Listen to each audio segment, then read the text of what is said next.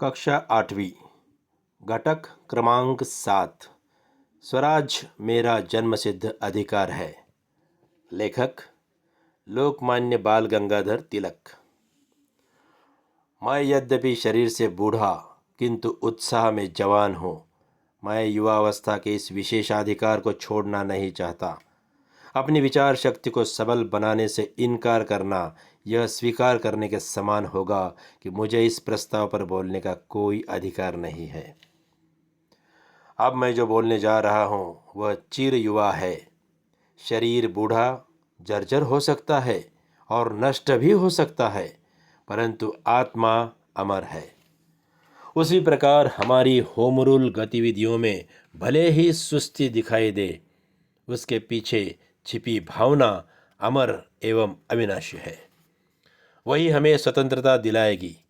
आत्मा ही परमात्मा है और मन को तब तक शांति नहीं मिलेगी जब तक वह ईश्वर से एकाकार न हो जाए। स्वराज्य मेरा जन्मसिद्ध अधिकार है। जब तक वह मेरे भीतर जागृत है, मैं बूढ़ा नहीं हूं। कोई हथियार इस भावना को काट नहीं सकता, कोई आग इसे जला नहीं सकती, कोई जल इसे भिगो नहीं सकता, कोई हवा इसे सुखा नहीं सकती। मैं उससे भी आगे बढ़कर कहूँगा कि कोई सीआईडी पुलिस इसे पकड़ नहीं सकती। मैं इसी सिद्धांत की घोषणा पुलिस अधीक्षक जो मेरे सामने बैठे हैं के सामने भी करता हूँ, कलेक्टर के सामने भी जिन्हें इस सभा में आमंत्रित किया गया था, और आशुलिपि लेखक जो हमारे भाषणों के नोट्स लेने में व्यस्त है के सामने भी। हम स्वशासन चाहते हैं और हमें मिलना ही चाहिए।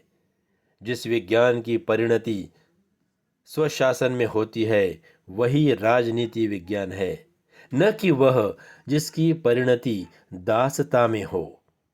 राजनीति का विज्ञान इस देश के वेद है। आपके पास एक आत्मा है और मैं केवल उसे जगाना चाहता हूँ। मैं उस पर्दे को हटा देना चाहता हूँ जिसे अज्ञानी, कुचक्री और स्वार्थी लोगों ने आपकी आंखों पर डाल दिया है। राजनीति के विज्ञान के दो भाग है, पहला दैवी और दूसरा राक्षसी। एक राष्ट्र की दासता दूसरे भाग में आती है। राजनीति विज्ञान के राक्षसी भाग का कोई नैतिक औचित्य नहीं हो सकता। एक राष्ट्र जो उसे उचित ठहराता है ईश्वर की दृष्टि में पाप का भागी है। कुछ लोगों में उस बात को बताने का साहस होता है जो उनके लिए हानिकारक है, और कुछ लोगों में यह साहस नहीं होता। लोगों को इस सिद्धांत के ज्ञान से अवगत कराना चाहता हूँ कि राजनीति और धर्म शिक्षा का एक अंग है। धार्मिक और राजनीतिक शिक्षाएं भिन्न नहीं है, यद्यपि विदेशी शासन के कारण वे ऐसे प्रतीत होती है। राजनीति के विज्ञान में सभी दर्शन समाये हैं। इंग्लैंड भारत की सहायता से बेल्जियम जैसे छोटे से देश को संरक्षण देने का प्रयास कर रहा है, फिर वह कैसे कह सकता है कि हमें स्वशासन नहीं मिलना चाहिए?